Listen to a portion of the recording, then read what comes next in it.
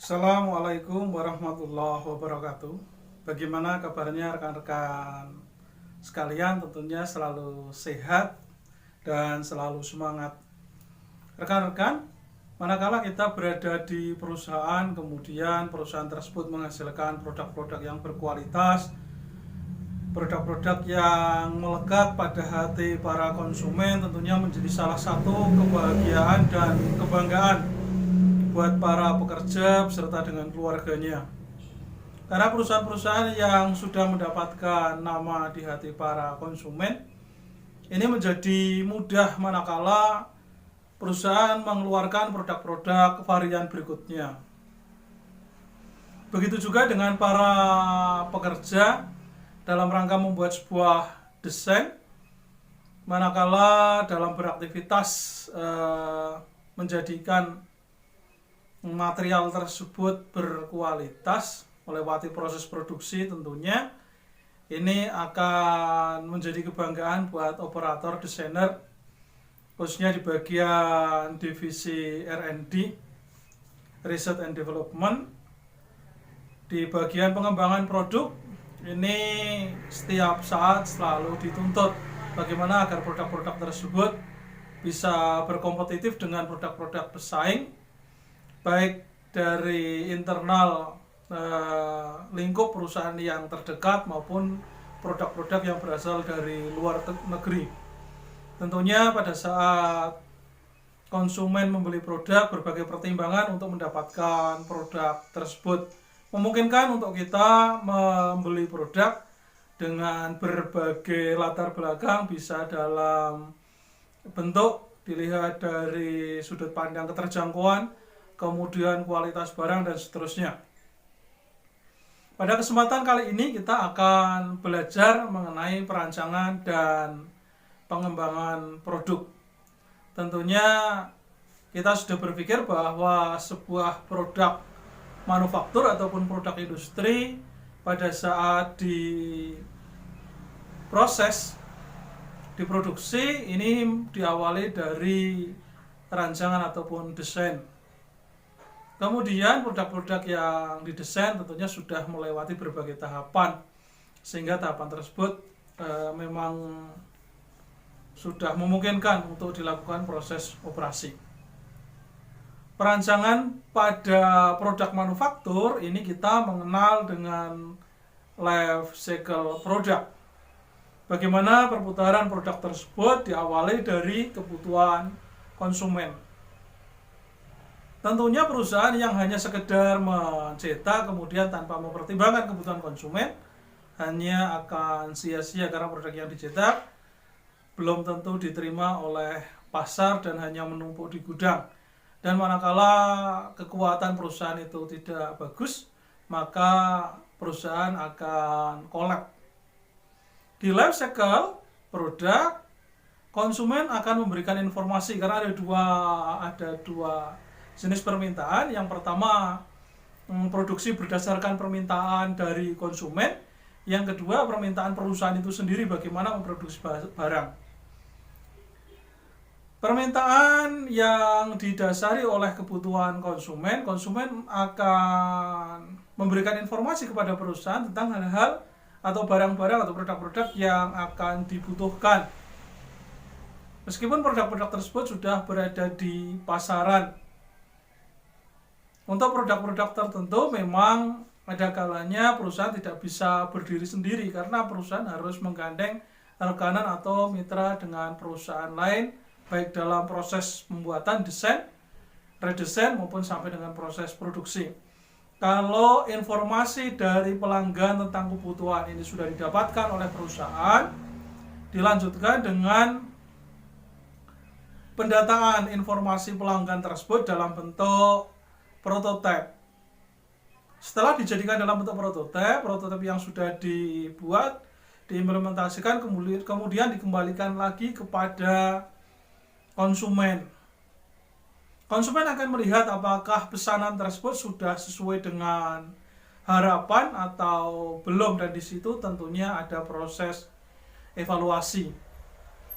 Kemudian pada saat perancangan prototipe ini mempertimbangkan dengan berbagai hal, perusahaan juga sekaligus menentukan kemungkinan ditindaklanjuti order tersebut atau tidak, karena tentunya permintaan konsumen harus diimbangi dengan cost yang tentunya tidak sedikit pada saat proses produksi.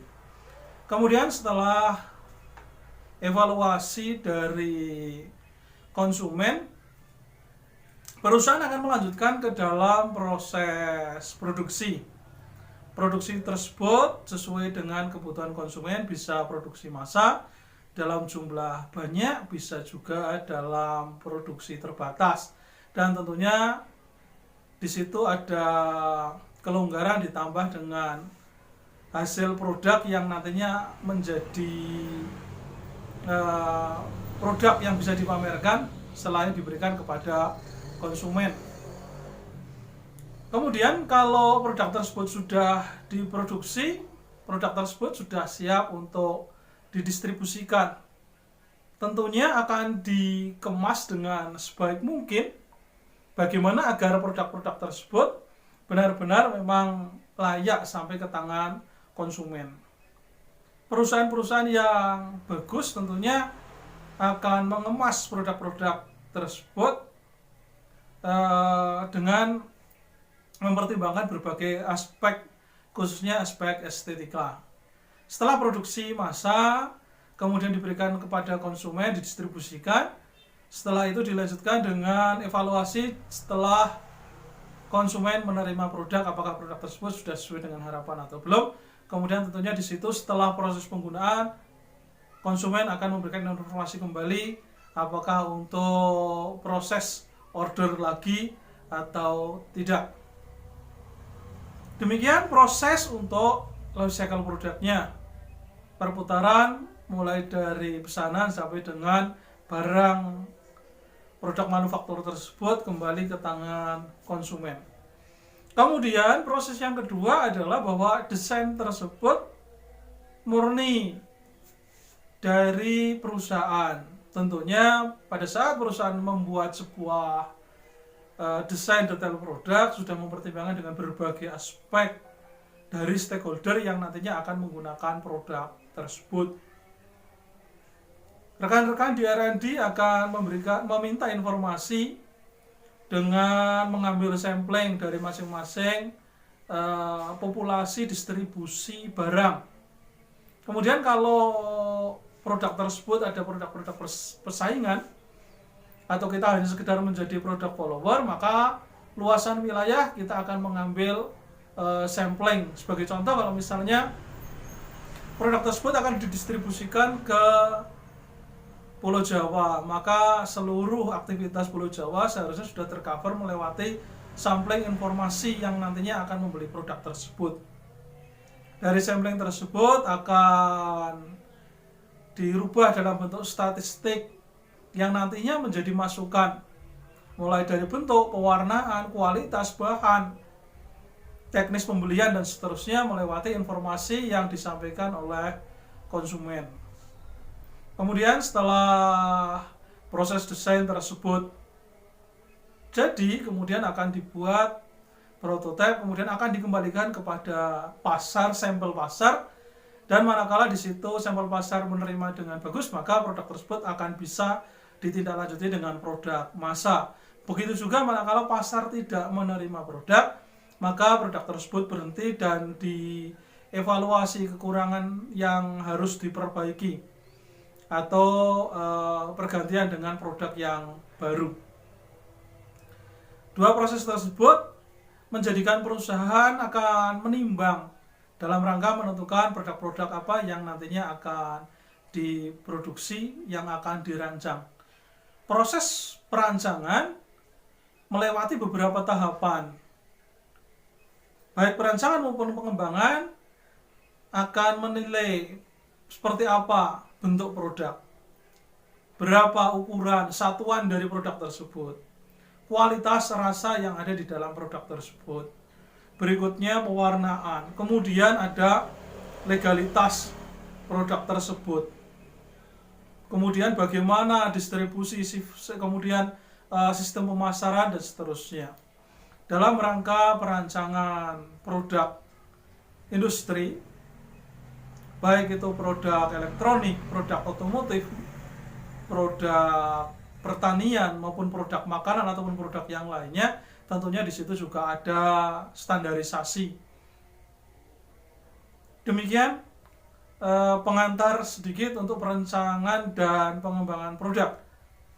Semoga materi ini bermanfaat. Jangan lupa like, share, dan subscribe agar teman-teman yang lain juga memahami sedikit tambahan ilmu mengenai perancangan dan pengembangan produk bagian pengantar. Saya Iri, Assalamualaikum warahmatullahi wabarakatuh.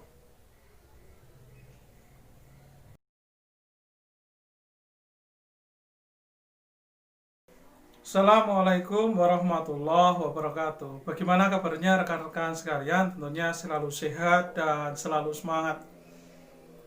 Rekan-rekan, di materi perancangan dan pengembangan produk yang bagian yang kedua, kita akan melanjutkan dengan pemaparan materi dengan bingkai ergonomi. Bagaimana sebuah perancangan dan pengembangan produk manufaktur atau produk industri ini mempertimbangkan aspek ergonomi.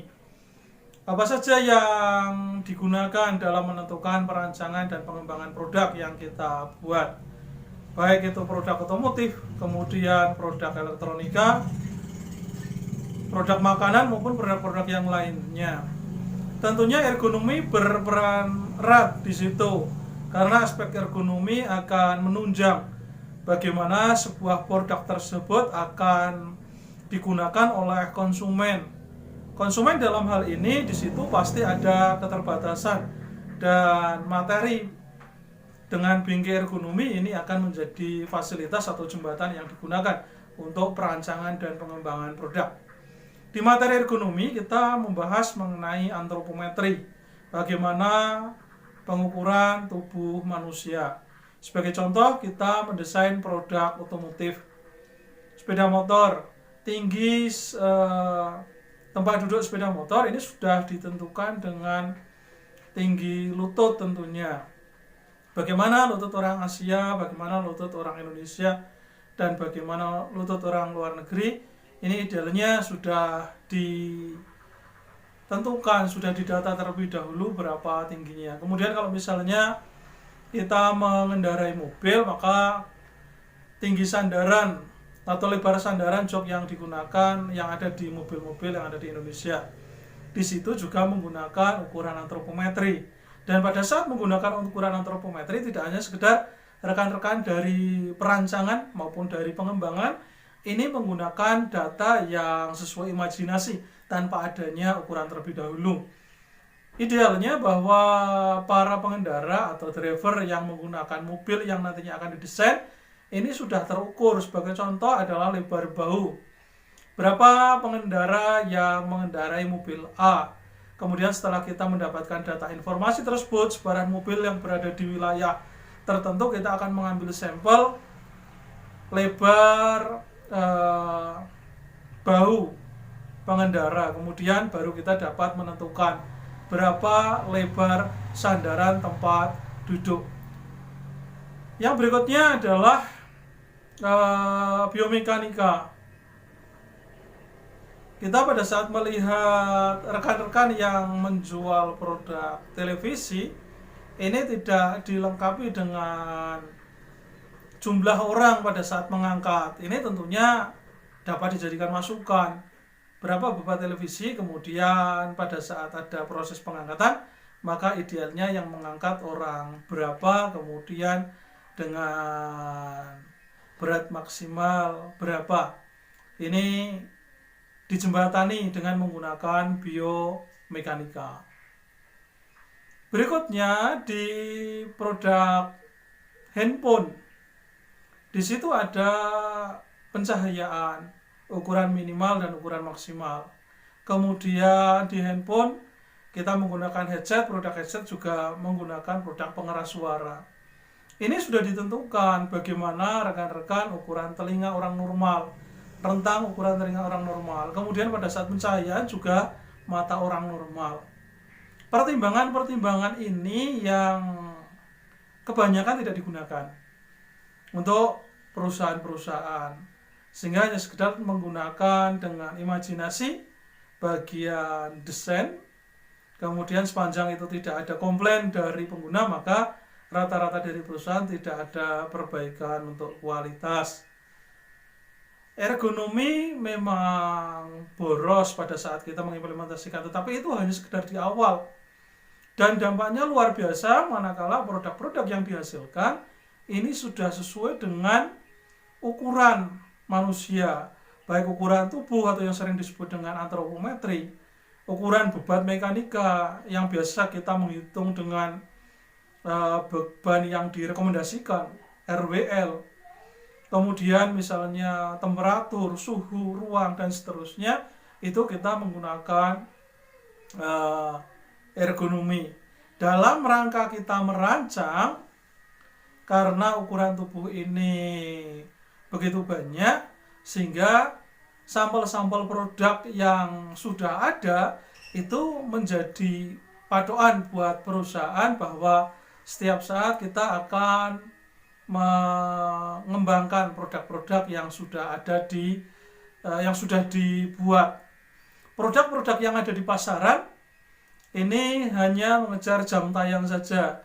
Bagaimana secara visual nampak bagus, maka produk tersebut yang biasanya laris manis, sehingga baik pengguna, dalam hari ini konsumen, maupun perusahaan sama-sama tidak menyadari bahwa makna kebutuhan dari ukuran di ergonomi.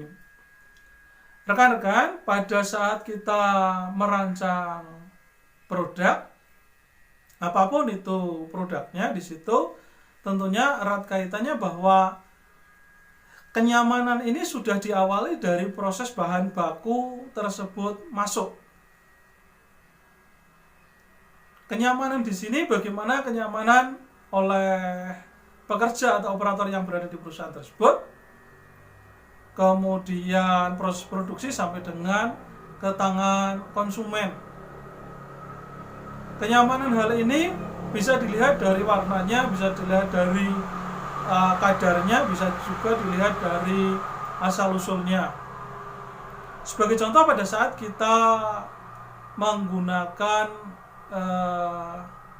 beberapa produk makanan, di mana di situ sudah nampak bahwa adanya zat-zat yang memang mengandung zat babi.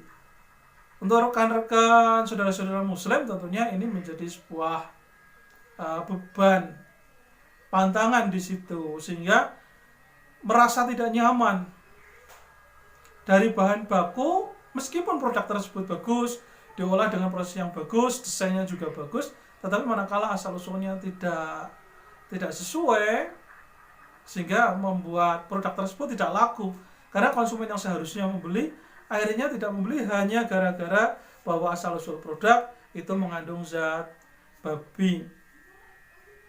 Kemudian di beberapa produk elektronik itu juga sama, ada beberapa produk yang hanya sekedar kejar tayang saja, sehingga tidak mempertimbangkan pada saat produk elektronik tersebut dicas tanpa memperhitungkan waktu. Di situ tidak tertulis aturan main yang jelas berapa lama waktu pengecasan elektronik tersebut, dan akhirnya mudah sekali meledak.